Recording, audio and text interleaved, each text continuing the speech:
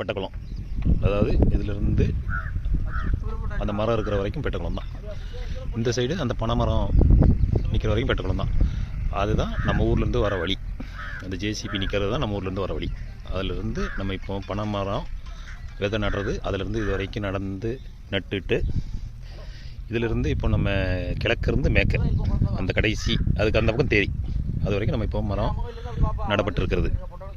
இப்போ இந்த காஞ்ச மரத்துக்கு பக்கத்தில் தான் கிணறு இருந்தது. அது வந்து தூர்ந்து இருந்தது. இப்போ மண்ணெல்லாம் எடுத்து வெளியே வச்சு அந்த கிணறை இப்போ ஒழுங்குபடுத்தியிருக்கு.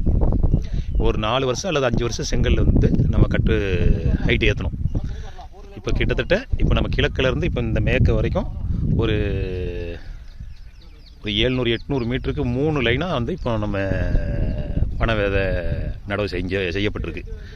நாட்டு மரம் நடுறதுக்கு கொஞ்சம் இந்த சைடில் உள்ள இந்த வேலிகள் இது எல்லாமே வந்து